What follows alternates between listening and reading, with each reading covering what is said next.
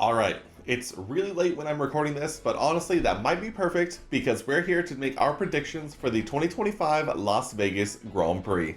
What's going on, guys? Welcome back. We are not but 3 rounds away from the end of the 2025 season. Can you believe it? I know that I can't. It feels like this season absolutely flew by. It feels like just yesterday we were starting things off back in Australia to start the year, watching a dominant McLaren, a couple of spin-offs, and a lot of drama to start off the 2025 season. But here we are, 3 rounds to go. Only Las Vegas, Qatar, and Abu Dhabi remain in this season in F1, and the championship is still far from decided. There could be a lot of swings, and it could all start this weekend in Las Vegas. Vegas, unsurprisingly, I think at this point, has produced actually some very good races since it came on the calendar back in 2023. It has produced very solid, kind of like intriguing results, to say the least. I think they are conditions that challenge the teams and especially goes very far out of the norms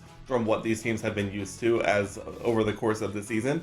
And I think it actually has been pretty good. I know there was a lot of negativity surrounding it when it first got put on the calendar, but I think it's produced some pretty solid bangers, and I'm expecting at this point to see another one.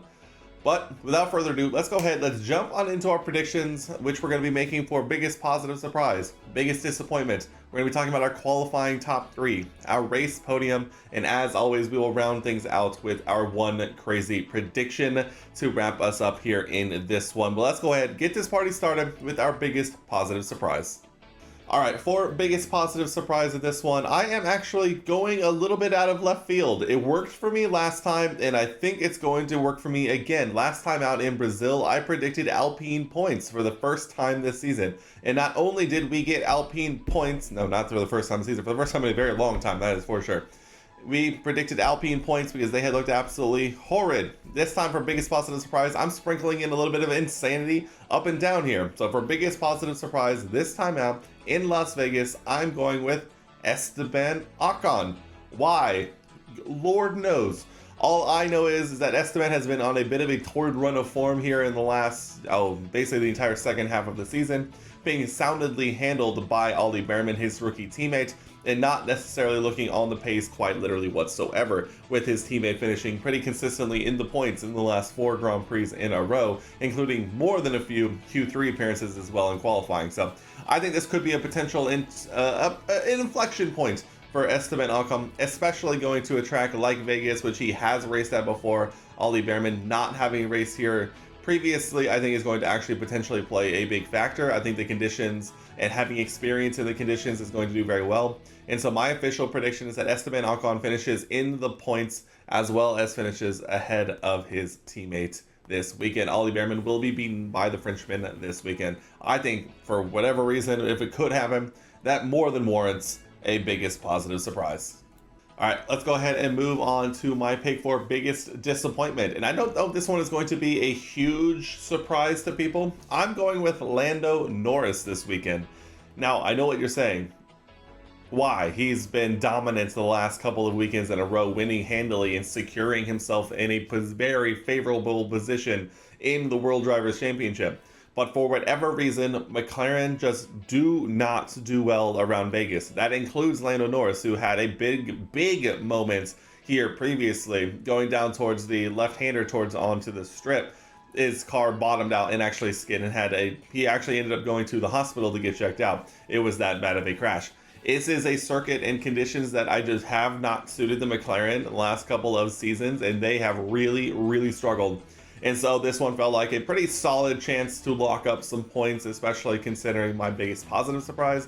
And so for whatever reason, I'm going with Lando Norris, mainly because it truly will be an instance of the McLaren do not go well here. And if they're going to prove me wrong in the last season of this regulation era, by all means, but so far in this regulation era, they have not done well here, and I'm counting on that to bring me home another point for biggest disappointment. Let's move on now quickly and go through our qualifying top 3. We'll begin in P3, and I am going with Lando Norris in P3. That's right, a Lando Norris not front row start for the first time in more than a few rounds at this point.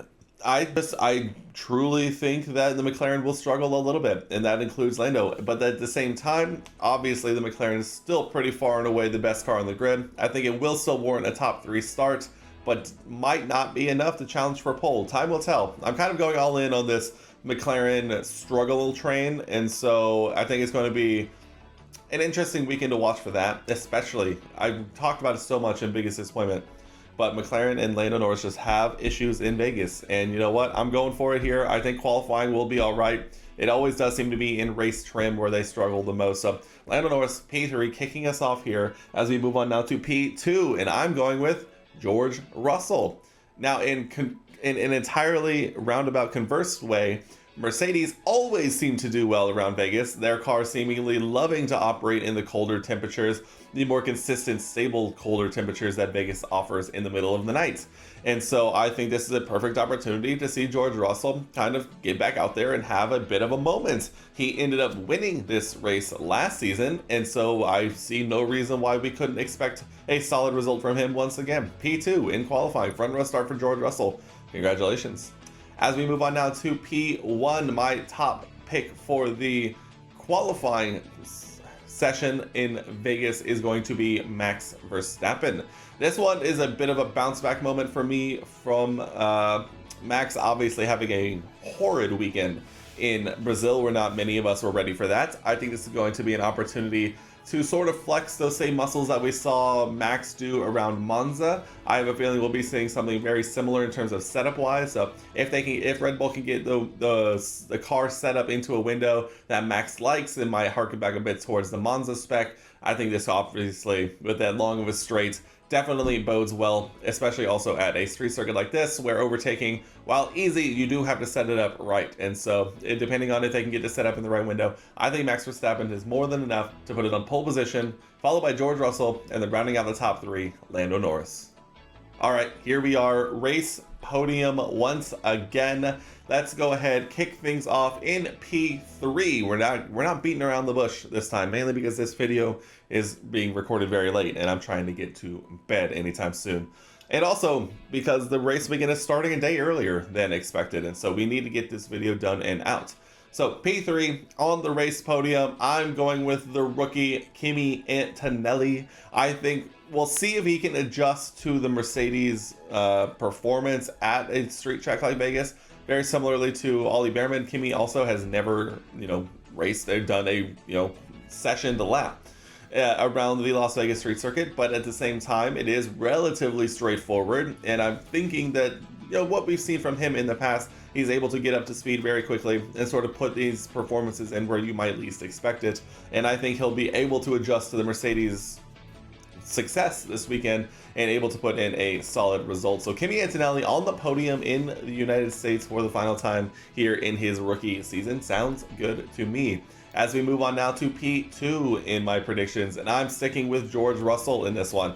This is going to be an instance where I think the Mercedes will be solid enough over the entire course of the race to handle anything that the grid could throw at them. And so this is going to be an instance where George Russell potentially challenging for a win, potentially trying to hold off P3, settling for a P2. We'll have to see, but ultimately I'm going to stick him in P2 just to keep him where he started, because P1, Max Verstappen, we know what he is capable of when he gets a car in the right window that he really seems to gel with, especially around a street circuit like Vegas. I think we'll see a very, very solid result from Max, as we've seen in years past. Maybe not last season, but in the first year in Vegas, he ended up winning this race and was a very dominant win, to say the least. This could be a very good opportunity for Max to get one final win here in 2025. Time will tell, we'll see. But guys, what do you think of my race podium? A Max Verstappen win, a George Russell P2, and a Kimi Antonelli P3. All right, let's round out the predictions video as we always do, our one crazy prediction. And we're going back to the Haas well in this one, but unlike Esteban Ocon, in which we slotted into our biggest positive surprise, although it is a bit tangential, my one crazy prediction is this very specific scenario plays out. Oliver Behrman is knocked out in Q1. Step 1. Ollie Behrman has been in Q3 more times than I can count the last handful of sessions, as well as finished in the points, well inside the points, in 4 straight Grand Prix. It has been an absolutely fantastic run of form for Ollie Bearman. I could not be happier to see the young rookie start to have this level of success that a lot of us sort of expected from the jump this season. Obviously, the first half of the season took a little bit more getting up to pace, I think, but in the second half of the season, he's been absolutely killing it. But for this time, my one crazy prediction is that Ollie Bearman is knocked out in Q1 and is beaten by his teammate Esteban Ocon. I think it's very, very possible here. I'll even take it a step further to say Ollie Bearman not in the points and Esteban Ocon in the points. So we're getting very specific in this one, but I'm weirdly going really all in on Haas, which have not always given me much to be faithful in, but for whatever reason, I just have a good feeling about this weekend. I don't know, maybe it's because they're back in the US. Who knows? Maybe it's because I've really enjoyed the Las Vegas weekend, and I really think that Haas has done a decent job there, in years past. So time will tell. But we need to try and start getting a little more crazy with these predictions, and so we're getting very specific. Ollie Bearman out in Q1. Esteban Ocon beats Ollie Bearman. Esteban Ocon in the points. Ollie Bearman not in the points. Let's get crazy. Let's get specific. There we have it. But guys, there we have it. Our predictions for the 2025 Las Vegas Grand Prix are here and gone. Let me know what you think is going to happen this weekend down in the comment section below. And as always, if you made it this far into the video, leave a like rating on the video because it really helps me out. Helps us grow our small little community here. And if you are seeing this channel or this video for the first time and you haven't already, subscribe down below. Join our little community. We are marching on our way towards 300 subs. So get in early, get in often. I would love to have you join us. But guys, that is going to wrap it up for me here in this one. I cannot wait for this weekend to come and go. I think Vegas is one of the more underrated weekends on the calendar at this point. I think it has produced some very exciting races the last 2 years, and I think this could be another very interesting year to add to the history books. But we'll be back once the weekend is over to talk about everything that we saw and take a look back on these predictions we just made to see how we did. But guys, that is going to wrap it up for me here in this one. And until the next one, I'll see you guys in the next one.